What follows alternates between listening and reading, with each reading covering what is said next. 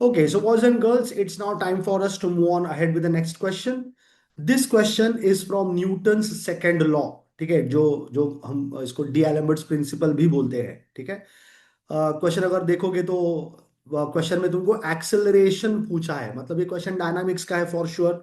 ठीक है. Question number 4A जो दिया हुआ है, ये 4A स्टैटिक का क्वेश्चन है. और क्वेश्चन 4B ये डायनामिक का क्वेश्चन है. तो जैसे मैंने कहा कि क्वेश्चंस को कैसे बैलेंस कर रहा है. ठीक है. Have a look at that. एक क्वेश्चन स्टैटिक का, एक क्वेश्चन डायनामिक्स का दिया जा रहा है. So you have to know the entire syllabus very well. So if you can observe this question, it contains blocks. Blocks combined by strings. ठीक है. ब्लॉक ए देखो, ब्लॉक बी देखो. ब्लॉक का वेट दिया है WA 8 न्यूटन दिया हुआ है. ब्लॉक बी का वेट देखो कितना दिया है, 16 न्यूटन दिया हुआ है. So these are very interesting questions boys and girls. ठीक है. तो क्वेश्चन में अगर पहली नजर से देखोगे तो ऐसा लगेगा कि ब्लॉक बी जो 16 न्यूटन का है, जो कि कॉमन सेंस है, 16 न्यूटन का है. because its weight is more because its weight is more, it should go down, and block A should be going in the upward direction, isn't it? Block ए ऊपर जाएगा, block B नीचे जाएगा. ठीक है. तो at the very first sight, it is definitely true that block B should be going in the downward direction and block A should be going in the upward direction. But it all depends on how we are going to solve the entire question. And then it might happen that actually block A is going down and it is pulling block block B in the upward direction. ऐसा भी question आता है. ठीक है. तो ये कैसे पता चलेगा? तो जो एक्सेलरेशन का वैल्यू हम निकालेंगे, ठीक है, जब एक्सेलरेशन जैसे क्वेश्चन में बोला है find the acceleration of each block, तो हम अज्यूम करने वाले हैं कि ब्लॉक कहाँ पे जाने वाला है. अगर हमारा अजम्पशन के हिसाब से एक्सेलरेशन का वैल्यू नेगेटिव आ गया, एक्सेलरेशन का वैल्यू नेगेटिव आ गया, इसका मतलब हमारा जो चॉइस है मोशन का वो हमारा गलत हो गया है. ठीक है. वो गलत हो गया है. तो यही तुमको यहाँ पे ध्यान से अंडरस्टैंड करना है. ठीक है. सो थोड़ा फ्रिक्शन भी इसमें इन्वॉल्व रहेगा. And then d'Alembert's principle, Newton second law, which says that force is equal to mass into acceleration. ये भी यहाँ पे हमको यूज करना है. तो let's begin with the question. So the question says find the acceleration in each block. ठीक है. तो एक्सेलरेशन ऑफ ए निकालना है मुझको, एक्सेलरेशन ऑफ ए निकालना है, और एक्सेलरेशन ऑफ बी भी निकालना है. उसके बाद determine the tension in each cable. तो देखो यहाँ पे टेंशन T लिख के दिया हुआ है. ठीक है. जो ब्लॉक ए है उसका टेंशन T लिख के दिया हुआ है, और ब्लॉक बी जो है उसका टेंशन T1 लिख के दिया हुआ है. तो इस क्वेश्चन को सॉल्व करने के लिए सबसे पहला चीज तो तुमको FBD बहुत अच्छे से बनाने के लिए आना चाहिए. तो मैं स्टार्ट करने वाला हूं with my free body diagram for block A and then for block B. ठीक है. इसमें एक और चीज हमको ध्यान रखना है, that is called as the string law. ठीक है. तो वो भी जैसे जैसे सॉल्यूशन आगे बढ़ता जाएगा मैं स्ट्रिंग लॉ के बारे में भी बात करूंगा. तो सबसे पहला काम तुम करो, सिस्टम को ब्रेक कर दो. ठीक है. सिस्टम को ब्रेक कर दो, दो अलग अलग ब्लॉक्स ले लो, उन दोनों का FBD बना दो. ठीक है. So I am going to make over here FBD of block A. ठीक है. Let's make the FBD of block A. तो एक इंक्लाइंड लाइन बना दो. ठीक है. एक इंक्लाइंड लाइन बना दिया. ये इंक्लिनेशन कितने डिग्रीज का है? ये इंक्लिनेशन है 30 डिग्रीज का. इसके ऊपर एक ब्लॉक बना देंगे हम लोग. ठीक है. Let's quickly make a block over here. Let's make a block. ठीक है. ब्लॉक बना दिया मैंने. इस ब्लॉक का नाम है ए. यहां पे जो स्ट्रिंग लगा हुआ है ये ऑब्वियसली टेंशन में रहेगा. This string will be in tension. It is always directed away from the block. It is denoted by T. ठीक है. अब देखो मैंने क्या अज्यूम किया हुआ है कि ये ब्लॉक ऊपर की तरफ जाने वाला है. ब्लॉक बी 16 न्यूटन का होने की वजह से नीचे खींचेगा. ठीक है. तो ब्लॉक ए ऊपर की तरफ स्लाइड होगा. तो ब्लॉक ए ऊपर स्लाइड हो रहा है. It is not impending motion, it is actually moving. तो अगर म्यू एस और म्यू के दिया होता, म्यू एस और म्यू के दिया होता तो कौन सा म्यू यूज किया जाएगा? म्यू के यूज किया जाएगा एंड नॉट म्यू एस. ठीक है. लिखने के लिए हम लोग लिख देंगे इम्पेंडिंग मोशन, लेकिन मालूम होना चाहिए कि ब्लॉक ऊपर की तरफ जा रहा है. ठीक है. So this is where the motion of the block is. Block is going in the upward direction. So this is where the motion of the block is. ठीक है। तो अब देखो, ब्लॉक ऊपर की तरफ क्यों जा रहा है? क्योंकि एक अनबैलेंस्ड फोर्स है जो ब्लॉक को ऊपर खींच रहा है। ये जो अनबैलेंस्ड फोर्स है जो ब्लॉक को ऊपर की तरफ खींच रहा है, अगर मैंने एग्जैक्टली उतने ही अमाउंट का फोर्स ऑपोजिट डायरेक्शन में लगा दिया नीचे की तरफ, अगर मैंने एक ऐसा फोर्स लेके आया जो उस अनबैलेंस्ड फोर्स को बैलेंस कर देगा, तो सिस्टम इक्विलिब्रियम में आ जाएगा। और इसको हम कहते हैं डायनामिक इक्विलिब्रियम। तो पहले तो अंडरस्टैंड करो इस ब्लॉक के ऊपर at this moment what all forces are acting. तो सबसे पहले तो वो जो टेंशन टी था, स्ट्रिंग जो खींच रहा है ब्लॉक को ऊपर की तरफ, तो वो टी हो गया। ब्लॉक का खुद का वेट है, weight of block is how much? 8 newtons. We all know that the weight will always be acting in the vertically downward direction. ठीक है। तो चलो ये बना दो, ये लो, ये मैंने वेट बना दिया। Weight of block A W A, that is going to be 8 newtons. ठीक है। 8 न्यूटन का तुम्हारा फोर्स हो गया which is vertically downward direction. Since the block is moving in the upward direction, the frictional force will be acting in the downward direction. ये मैंने समझाया था। ठीक है। जो हमारा फ्रिक्शन का कॉन्सेप्ट है उसमें तुम देख लो, ये मैंने समझाया हुआ है। तो ब्लॉक ऊपर की तरफ जा रहा है, ब्लॉक ऊपर की तरफ जाने की वजह से जो फ्रिक्शनल फोर्स है वो नीचे की तरफ जाएगा।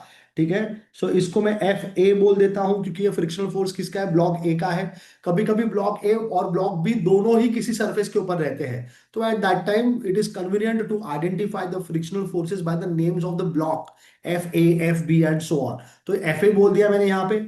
यहाँ पे जो नॉर्मल रिएक्शन आएगा सरफेस से जो उसको सपोर्ट कर रहा है, ठीक है, जो नॉर्मल रिएक्शन उसको सपोर्ट कर रहा है, उसका नाम हम एन ए रख देंगे, इसका नाम एन ए रख देंगे। तो एफ ए का वैल्यू क्या आ जाएगा? इट वुड बी म्यू के इंटू एन ए। मुझे पता है the kinetic friction is given to us 0.25, तो यहाँ पे 0.25 times of N A, that's F A का वैल्यू। ठीक है। सो देखो, तो ब्लॉक के ऊपर जितना सारा फोर्सेस ऐड कर रहा था मैंने सबका सब बना दिया है यहाँ पे। ठीक है। All the forces there. So I have this surface over here, so let me just show surface का लाइंस। ठीक है। This is the identification that it is lying on a surface. तो ब्लॉक ए के ऊपर tension था, उसका खुद का वेट था, सरफेस जो सपोर्ट आ रहा है वो है, ब्लॉक सरफेस के साथ कांटेक्ट में है तो फ्रिक्शनल फ्रिक्शनल फोर्स है। ये सब बना दिया। अब इसके अलावा एक और फोर्स आएगा, इनके अलावा एक और फोर्स आएगा, क्योंकि ये लोग जो यहाँ पे ऐड करने वाले हैं फोर्सेस, ये फोर्सेस एक अनबैलेंस्ड फोर्स को जनरेट कर रहे हैं। और ये जो अनबैलेंस्ड फोर्स है इसी के वजह से ब्लॉक मोशन में आया हुआ है। तो इस अनबैलेंस्ड फोर्स को बैलेंस करने वाला जो फोर्स है वो हम लेके आएंगे। ठीक है। इसको हम इनर्शिया फोर्स बोलते हैं। ठीक है। इसको हम इनर्शिया फोर्स भी बोलेंगे। तो ये फोर्स हमेशा जो भी, जो अब जिस डायरेक्शन में बॉडी जा रहा है उसी डायरेक्शन में फोर्स रहेगा ना तुम्हारा।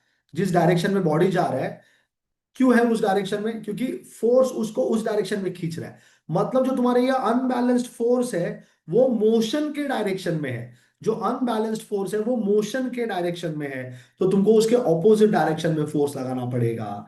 ठीक है। ये ऑपोजिट डायरेक्शन में मैं फोर्स लगाने वाला हूं।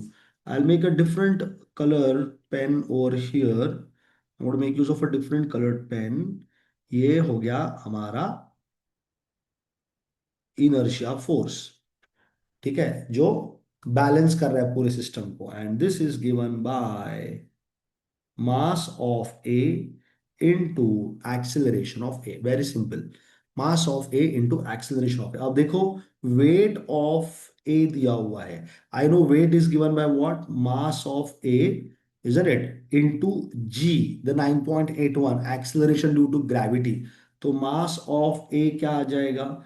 Wait of A upon g, which is 9.81। And similarly अगर मैंने मास ऑफ बी पूछ लिया तो वो भी हो जाए 6, क्योंकि ये आगे लगेगा 16/9.81, मास of A 8/9.81, what ever that value is. Let me quickly get that value. So 8 divided by 9.81 चाहिए, तो तुम जो है 8/g वही लिख सकते हो। ठीक है। मास ऑफ ए लिखना पड़ेगा लेकिन वहां पे। ठीक है। जो भी हमारा मास ऑफ ए है, तो मास ऑफ ए 8/9.81 जो वैल्यू आया है वो लिखना पड़ेगा वहां पे। ठीक है। So it is coming 0.81549। सो मैं लिख देता हूं 0.81815 फाइव, ठीक है, 0.8155 kg। Mass of B 16/9.81, 16/9.81, it is 1.6309, 1.6309 को 1 ले लेता हूं मैं, kg, ठीक है, mass of A and mass of B, तो ये यूज किया जाएगा यहाँ पे। तो ये है वो डायनामिक इक्विलिब्रियम का जो इनर्शिया फोर्स है, जो मैं यहाँ पे एडिशनल लेके आ गया हूँ, जो पूरे सिस्टम को भी बैलेंस कर देगा। अब तो कुछ बचा नहीं है इसमें, जिसको इतना समझ में आ गया उसका काम हो गया है, ठीक है। ये एफबीडी ऑफ ब्लॉक ए हो गया। अब मैं एफबीडी ऑफ ब्लॉक बी भी बना देता हूँ। तो यहाँ पे अननोन कौन है? टी जो तुम्हारा टेंशन है वो अननोन है। टी जो तुम्हारा टेंशन है यहाँ पे वो अननोन है।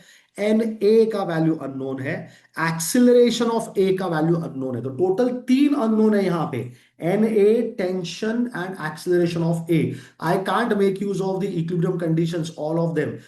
मेरे पास मोमेंट वाला जो इक्विलिब्रियम कंडीशन है वो अवेलेबल नहीं है, सिर्फ दो इक्विलिब्रियम कंडीशन अवेलेबल है, summation of F X equal to zero and summation of F Y equal to zero. ठीक है, ब्लॉक वर्टिकल डायरेक्शन में मूव नहीं कर रहा है, ठीक है, अलोंग द प्लेन ही मूव कर रहा है वो, perpendicular to the plane movement नहीं है यहाँ पे। ठीक है, तो उस डायरेक्शन में हमको एक्सेलरेशन लेने का जरूरत नहीं है। बैलेंसिंग फोर्स जो आया है वो सिर्फ और सिर्फ अलोंग द प्लेन के डायरेक्शन में आया है, परपेंडिकुलर टू द प्लेन में आने का जरूरत या लाने का जरूरत नहीं है, क्योंकि ब्लॉक परपेंडिकुलर डायरेक्शन में मूव ही नहीं कर रहा है, बस ऊपर नीचे हो सकता है वो अलोंग द सरफेस। ठीक है, इसीलिए जो बैलेंसिंग फोर्स आया वो भी अलोंग द सरफेस ही आया है। ठीक है, तो अब हम बनाएंगे एफबीडी ऑफ ब्लॉक बी। ठीक है, तीन अननोन से, तीन अननोन्स दो इक्वेशन से सॉल्व नहीं हो सकता है। एक्सेलरेशन ऑफ ए अननोन है यहाँ पे, एन ए का वैल्यू अननोन है, टी का वैल्यू भी अननोन है। ठीक है, तो अब मैं पहला क्या करता हूं ना, एफबीडी ऑफ ब्लॉक बी भी बना देता हूं। एफबीडी ऑफ ब्लॉक बी, ठीक है, FBD of block B. So block B बना देंगे जल्दी से यहाँ पे, ब्लॉक बी बना देंगे यहाँ पे। ठीक है, so I can see that block B is attach with one string and the tension is given to us as T1। ठीक है, tension is given to us T1। Block का खुद का वेट रहेगा जो डाउनवर्ड डायरेक्शन में act करेगा, ये वेट है। ठीक है, this is the weight, weight of block B and that is 16 newtons. हमने क्या अज्यूम किया है, ब्लॉक बी का मोशन, और कुछ नहीं है यहाँ पे, देखा ना, कोई फ्रिक्शन विक्शन नहीं है यहाँ पे। ठीक है, सिर्फ ब्लॉक ऊपर नीचे ही हो सकता था, तो ब्लॉक नीचे के डायरेक्शन में जा रहा है। ठीक है, ब्लॉक का जो मोशन है, मोशन कहाँ पे है, डाउनवर्ड डायरेक्शन में है। मोशन जो है हमारा वो डाउनवर्ड डायरेक्शन में है। अगर मोशन डाउनवर्ड डायरेक्शन में है तो जो इनर्शिया फोर्स रहेगा, बॉडी नीचे जा रहा है because of an unbalanced force, isn't it? Now I need to balance that unbalanced force. नीचे के डायरेक्शन में क्यों जा रहा है? क्योंकि जो अनबैलेंस्ड फोर्स है वो डाउनवर्ड डायरेक्शन में है, तो जो बैलेंसिंग वाला फोर्स आएगा वो अपवर्ड डायरेक्शन में आएगा। ठीक है, this is your inertia force, this is your inertia force. ठीक है, ये सिस्टम को इक्विलिब्रियम में लाने का कैपेसिटी रखता है। और क्या क्या वैल्यू से दिया जाएगा? Mass of B into acceleration of B, mass of B into acceleration of B. I know that acceleration of B unknown है, मास ऑफ बी मैं निकाल सकता हूँ 1.631, वैल्यू लिख के रखा हुआ है मैंने, isn't it? So mass of B into acceleration of B, this is my inertia force. ठीक है, F is equal to B लिख सकता हूं मैं चाहिए तो। Got it? Now the real game starts. ठीक है, ये तो मैंने बना दिया। अब यहाँ पे देखो T1 नाम का एक अलग ही अननोन है, पता नहीं कितना है। एक्सेलरेशन ऑफ बी मालूम नहीं है कितना है, दो अननोन हो गए यहाँ पे, isn't it? So acceleration of B पता नहीं है, T1 पता नहीं है। और देखो मेरे पास यहाँ पे एक ही इक्विलिब्रियम कंडीशन है, दो भी नहीं है। There is no summation of F X equal to zero. Why? There is no force acting in the horizontal direction, only vertical direction forces are present. और जो वर्टिकल डायरेक्शन में अगर दिया है मैंने summation of F Y equal to zero लगा दिया, तो वर्टिकल डायरेक्शन में ही दो अननोन आ गए, एक T1 आ गया पता नहीं है कितना है, और एक्सेलरेशन ऑफ बी भी आ गया है पता नहीं है कितना है। इन क्वेश्चंस में मूवमेंट नहीं होता है, तो एक ही इक्विलिब्रियम कंडीशन है और अननोन दो है मेरे पास, तो काम नहीं करेगा ये। ठीक है, तो अब ये पूरा जो डायग्राम है इसको ध्यान से ऑब्जर्व करना है, और जो अननोन्स है इनके बीच में कोई रिलेशन तुमको फॉर्म करके लेके आना है। ठीक है, तो टोटल अननोन्स देखोगे, total unknowns, acceleration of A, acceleration of B, tension T, tension T1 and Na, पांच अननोन है, पांच। अब इनके बीच में मैं आपस में कुछ रिलेशंस बनाऊंगा, so that number of unknowns पांच से दो पे आ जाए। पांच से दो पे ही आना चाहिए, क्यों? क्योंकि दो ही अननोन है, दो ही इक्विलिब्रियम कंडीशन है, दोनों को सॉल्व करूंगा तो मुझे दो अननोन मिल सकता है। तो पांच से दो पे कैसे लेकर आने का, real challenge. Observe carefully now what is going to happen now. Tension T जो दिया हुआ है, देखो, जब पुली दिया होता है, पुली के ऊपर से जो स्ट्रिंग जाता है, ठीक है, पुली के ऊपर से जो स्ट्रिंग जाता है, तो ये टेंशन टी है, बराबर ना? ये टेंशन टी है, तो यहां पे भी टेंशन टी रहेगा। गेटिंग? तो यहां पे भी टेंशन टी रहेगा, ठीक है। पुली के आजू बाजू सेम टेंशन आना चाहिए, इसका मतलब है इधर भी टेंशन टी जनरेट हो जाएगा। पुली के लेफ्ट में टी है, तो पुली के राइट में भी टी रहेगा, ठीक है। राइट में भी टी रहेगा। नाउ ट्राई एंड अंडरस्टैंड, अगर तुमने बी का जो पुली है, अगर तुमने जो बी का पुली है, बी का जो पुली है उसका एफबीडी बना दिया, ठीक है। So FBD of pulley B, FBD of pulley B, तो यहां पे देखो, ये टेंशन टी है, ये भी टेंशन टी है, और यहाँ पे T1 है, तो T1 is equal to two times of two T हो जाएगा। तो देखो, यहाँ पे टू टी आ जाएगा। T1 is what? To times of T. तो अब टी और T1 दो अलग अलग चीजें, T1 चला गया, T1 इज गॉन। अब टी, तो पांच से चार पे आ गया मैं, पांच अननोन से मैं चार अननोन पे आ गया हूं, ठीक है। गेटिंग? अब नेक्स्ट वाला चेक करो, नेक्स्ट वाला लॉजिक चेक करो। जो स्ट्रिंग लॉ है, स्ट्रिंग लॉ क्या बता रहा है? Observe carefully, there is something called as a string law, ठीक है। इट सेज, ये देखो, ए से जो पुली तक जा रहा है, I use a different colour pen for you to understand it, let me use this colour. ये वाला जो लेंथ है, ये पुली से ब्लॉक ए तक जा रहा है, तो इसका नाम मैंने एक्स ए रख दिया, ठीक है। फिर यहां से ये बी तक जा रहा है, ठीक है, और सेम लेंथ यहां पे भी ले लो, ठीक है। मतलब तुम यहां पे अगर हॉरिजॉन्टल लाइन बना दिया, ठीक है। So X A plus X B, that is two X B, X A plus XA plus XB plus XB. This is the total length of the string. This length of the string is always going to remain constant, boys and girls. It's always going to remain constant. That means I can see that XA plus 2XB is going to be equal to constant. अगर मैंने differentiate कर दिया, this is the position, ठीक है, displacement बोल सकते हो। अगर मैंने differentiate कर दिया विथ रिस्पेक्ट टू टाइम, तो मुझे मिलेगा derivative of X A with respect to time, D by D T of X D X upon that's velocity. So V A plus two V B equal to zero हो जाएगा, ठीक है। तो V A is equal to minus of two V B हो जाएगा, ठीक है। Minus N इसलिए है कि अगर एक पार्टिकल ऊपर जा रहा है तो दूसरा पार्टिकल नीचे आ रहा है, ठीक है। एक पार्टिकल ऊपर जा रहा है, दूसरा पार्टिकल नीचे आ रहा है, तो that is the reason that minus sign is there to take care of this thing. One is ascending, one is descending. अब again if you differentiate this, again differentiate with respect to t, I get derivative of velocity with respect to time, d by dt of v is acceleration of a is equal to minus of to times of acceleration of b, ठीक है। अब minus sign सिर्फ वहां पे किस लिए है, समझो बराबर से। माइनस साइन सिर्फ और सिर्फ क्या देने के लिए है कि ए अगर ऊपर जा रहा है तो बी नीचे आ रहा है, उसके लिए ही है, ठीक है। ए की जगह पे जाके माइनस टू भी मत डाल देना। Getting? So acceleration of A is equal to twice the acceleration of b. Consider only the magnitude of the acceleration, boys and girls. Consider only the magnitude. So let us say the acceleration of b is taken as small letter a, तो acceleration of ए कितना हो जाएगा, 2 times of A. ठीक है, acceleration of ए बन जाएगा 2 times of ए। तो अब मुझे बताओ, टोटल 5 अननोन थे, acceleration of A, acceleration of B, दोनों हट गए, सिर्फ ए आ गया, ओनली ए इज देयर।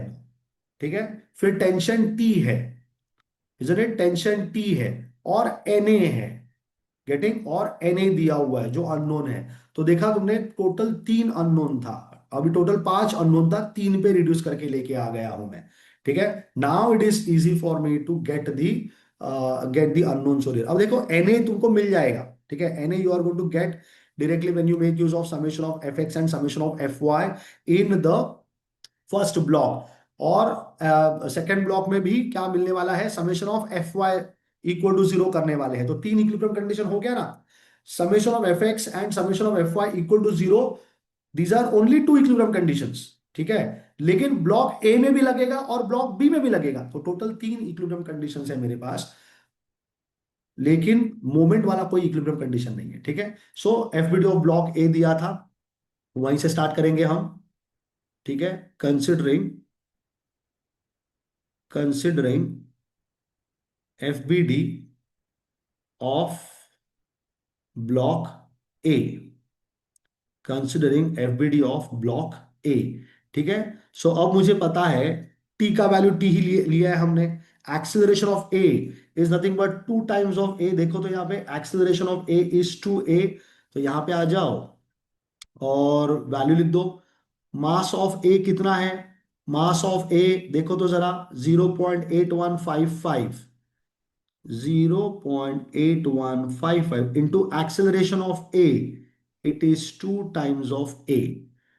ठीक है, अब जैसे मैंने बोला था कि तुम जो एक्स और वाई डायरेक्शन होता है, ये दो तरीके से ले सकते हो। एक जो तुम्हारा नॉर्मल है वो हॉरिजॉन्टल वर्टिकल, और एक होता है along the plane and perpendicular to the plane. तो गिनो यहाँ पे, एन ए नाम का एक फोर्स है,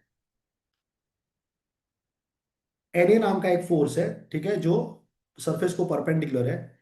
एफ ए नाम का एक फोर्स है जो सरफेस के ऊपर है। टी नाम का एक फोर्स है जो सरफेस को पैरेलल है।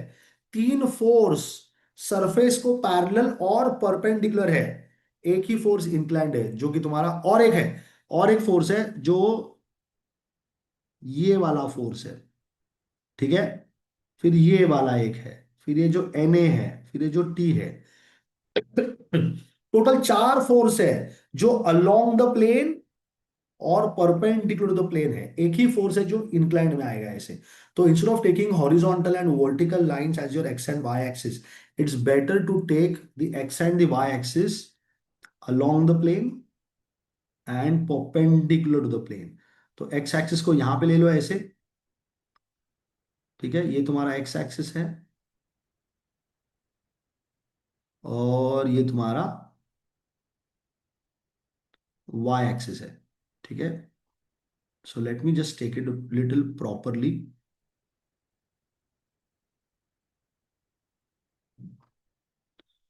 Late me take it properly, ताकि परपेंडिकुलर दिखे हमको। ठीक है,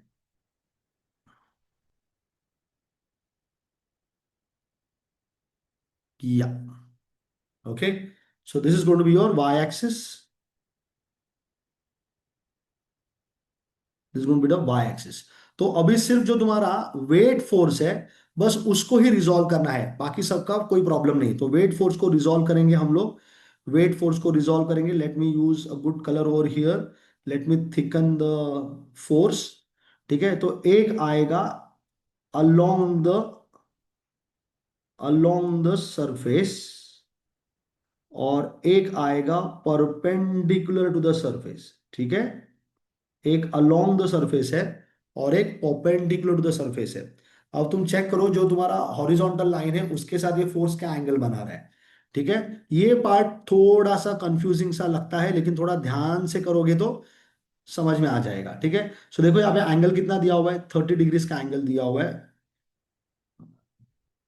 30 डिग्रीज का एंगल दिया हुआ है। So let me make that angle for you, 30 degrees का। ठीक है, 30 डिग्रीज का एंगल बना देता हूं मैं यहाँ पे हॉरिजॉन्टल लाइन के साथ। This is 30 degrees. ठीक है, तो अब अगर ये वाला एंगल 30 डिग्रीज हो गया, ठीक है, ध्यान से समझना इसको। अगर ये एंगल 30 डिग्रीज का हो गया, तो मेरा जो फोर्स है उसका हॉरिजॉन्टल लाइन के साथ जो एंगल बनेगा, ठीक है, जो फोर्स डब्ल्यू ए 8 न्यूटन है जिसको मुझे रिजॉल्व करना है, उसका जो एंगल बनेगा उसके बारे में अभी मुझे सोचना है कि वो कितना बनने वाला है। ठीक है, सो अगर मैंने यहाँ पे एक हॉरिजॉन्टल लाइन बना दिया, ठीक है, और ये वाला लाइन ले लिया, तो ये भी 30 डिग्रीज आएगा। अगर ये 30 आया तो बाजू वाला एंगल जो कि परपेंडिकुलर है, देखो तो, ठीक है, ये वाला एंगल 60 आ जाएगा। ठीक है, this is what is something that students must be aware of, geometry है यहाँ पे पूरा। ठीक है, सो ये वाला एंगल है 60 डिग्रीज का।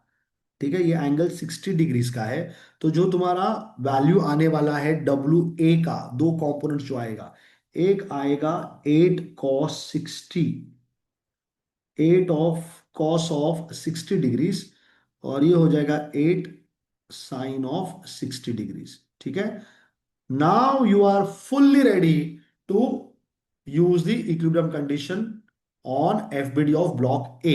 ठीक है, ब्लॉक ए के ऊपर हम जल्दी से अभी समेशन ऑफ एफ एक्स और समेशन ऑफ एफ वाई लगा देंगे। तो पहला मैं अप्लाई कर रहा हूं summation of F Y equal to zero. ठीक है, summation of F Y equal to zero, फिर अप्लाई करेंगे summation of F X equal to zero. So I have summation of F Y equal to zero.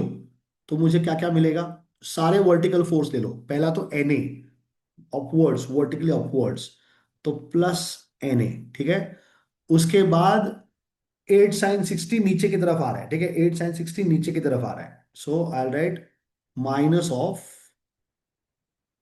8 sin 60 degrees. ठीक है, और ढूंढो कोई vertical force है क्या, ध्यान से देख के बताओ कोई और भी वर्टिकल फोर्स है क्या। तो यहां पे मुझे कोई और वर्टिकल फोर्स नहीं दिख रहा है। ठीक है, there is no other vertical force I can C.